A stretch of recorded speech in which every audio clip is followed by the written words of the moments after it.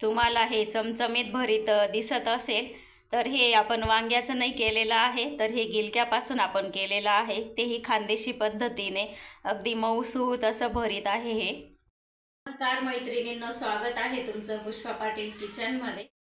आज आपल्याला मस्त असं गिलक्याचं भरीत करायचं आहे।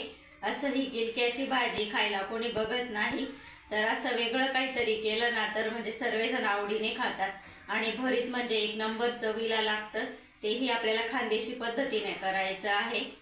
असं गिलक्याचं भरीत केलं ना तर सर्वजण अगदी आवडीने खातात। तर चला तर लगेच रेसिपीला सुरुवात करू।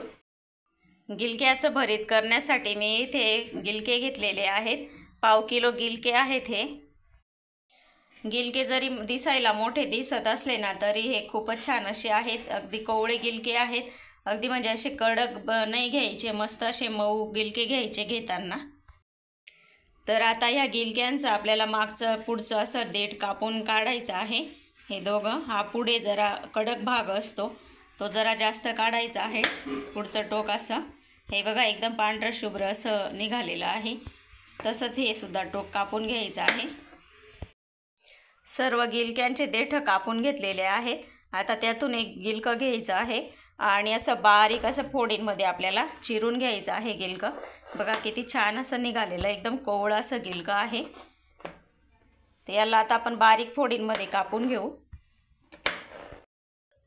तर बघा मी असं या पद्धतीने बारीक फोडींमध्ये चिरून घेत आहे। असं चिरून घ्यायचं म्हणजे पटकन शिजतं।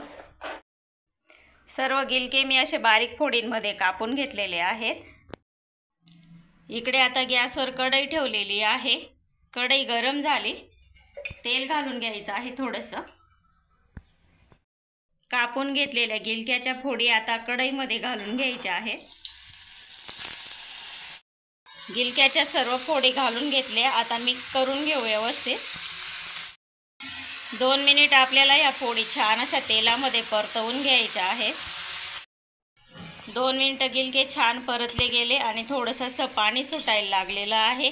कवळं जर गिलकं असलं ना तर आपोआप पाणी सुटतं गिलक्याला, आणि थोडेसे म्हणजे कमीसुद्धा झालेले आहेत। पहिले खूपच जास्त दिसत होते, आता थोडे मऊ झाले ना तर कमीसुद्धा दिसायला लागले। आता मीठ घालून घ्यायचं आहे आपल्याला।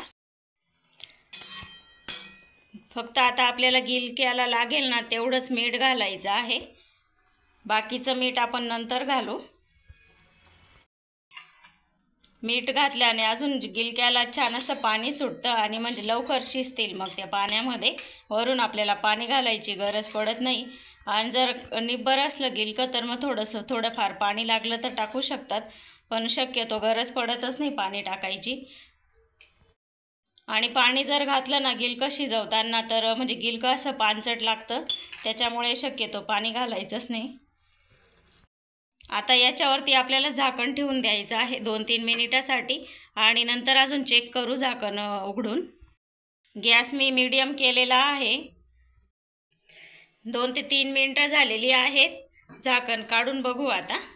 बघा छान असं पाणी सुटलेलं आहे आणि गिलकेसुद्धा शिजत आलेले आहेत। तर अजून फक्त 1 मिनिटासाठी आपल्याला शिजवून घ्यायचे आहे त्या गिलक्याच्या फोडी। 1 मिनिट झालेला आहे, आता झाकण काढून घेऊ। गिलके व्यवस्थित असे शिजून गेलेले आहेत। आता गॅस बंद करून द्यायचा। आता ह्या शिजवून घेतलेल्या गिलक्यांना आपल्याला मॅश करून घ्यायचं आहे।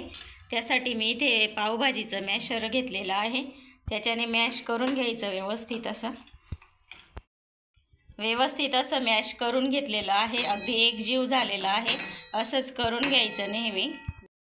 इकडे मी गॅसवर दुसरी कढई ठेवून घेतलेली आहे। आता आपल्याला या कढईमध्ये मिरच्या भाजून घ्यायच्या आहेत। 10-12 मिरच्या घेतलेल्या आहेत मी, तिखट अशा बारीक मिरच्या। तर हे भरीत आहे ना जरा झणझणीत असतं, तेव्हा चवीला खूप भारी लागतं। या मिरचींना हलकेसे डाग पडेपर्यंत भाजून घ्यायचं आहे। मिरची बघा डाग पडेपर्यंत भाजली गेलेली आहे। आता ही काढून घ्यायची, आणि कधीही मिरची भाजूनच घ्यायची आपण भरीत करताना। गिलक्याचं करो किंवा वांग्याचं करो, भाजूनच घ्यायची मिरची। आता ह्याच कढईमध्ये आपल्याला थोडंसं तेल घालून घ्यायचं आहे आणि शेंगदाणे टाकायचे आहेत। ते सुद्धा हलकेसे भाजून घ्यायचे, गॅस एकदम कमी करायचा। हे बघा छान असे शेंगदाणे भाजून घेतलेले आहेत। आता हे सुद्धा काढून घेऊ आपण। आता आपल्याला ह्या भाजलेल्या मिरच्या खलबत्त्यामध्ये घालून आणि ठेचा करून घ्यायचा आहे यांचा। 3-4 मिरच्या मी उरवणार आहे, कारण भरतामध्ये ना अशी अख्खी मिरची छान लागते, त्यानंतर घालायच्या आहेत आपल्याला। लसूण घेतला आहे 8-9 पाकळ्या, ठेचा कुटून घेतला मी आणि थोडासा जाडसरच कुटलेला आहे, एकदम बारीक नाही केलेला बघा असा। तर आता मी इथे गॅस चालू केलेला आहे, लगेच आपल्याला फोडणी करून घ्यायची आहे। तर तेल घालायचं कढईमध्ये, तेल जरा जास्त घालायचं भरीतला। तेल छान आपलं तापून गेलेलं आहे, मोहरी घालून घेऊ। मोहरी छान फुटलेली आहे, आता जिरं घालू।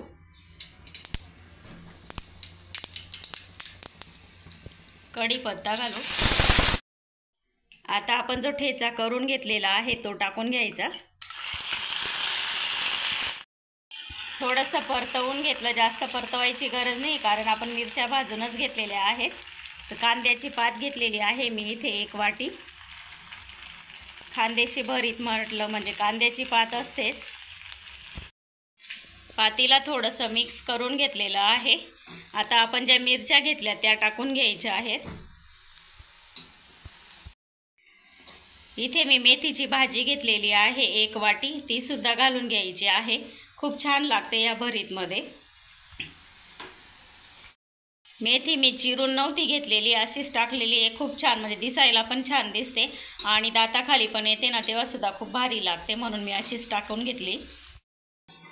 भाज्या मी थोड्याशा शिजवून घेतल्या, कांद्याची पात आणि मेथीची भाजी। तर याच्यामध्ये आपल्याला आता कोथिंबीर घालून घ्यायची आहे। कोथिंबीर धुवून आणि चिरून घेतली। तुम्हाला जर कांद्याची पात मेथीची भाजी जर भेटली नाही ना, तर नुसती कोथिंबीर घातली तरी चालते। जिरे मोहरीची फोडणी करा आणि कोथिंबीर मिरची घाला, लसूण घाला। तर आता ह्या भाज्यांमध्ये आपल्याला ह्या भाज्यांपुरतं चवीचं मीठ घालून घ्यायचं आहे, कारण आपण गिलके शिजवताना मीठ घातलेलं आहे। मीठ घालून व्यवस्थित असं मिक्स करून घेतलं। आता आपण जे गिलकं मॅश करून ठेवलेलं आहे ना, गिलक्याच्या फोडी, त्या याच्यामध्ये घालून घ्यायच्या। व्यवस्थित असं मिक्स करून घ्यायचं आहे, एकजीव करून घ्यायचं। बघा किती छान असं दिसत आहे भरीत। व्यवस्थित मिक्स करून घेतलं। आता आपण जे शेंगदाणे तळून घेतलेले होते ते टाकून घ्यायचे आहेत भरीतमध्ये। तर व्यवस्थित मिक्स करून घेतलं शेंगदाणे टाकून। आता आपल्याला याला एक वाफ काढून घ्यायची आहे। त्यासाठी आपण थोडंसं 2 मिनिटासाठी झाकण ठेवून द्यायचं आहे। 2 मिनिटं झालेली आहेत, आता झाकण काढून घेऊ आपण आणि व्यवस्थित असं भरीत आपलं झालेलं आहे।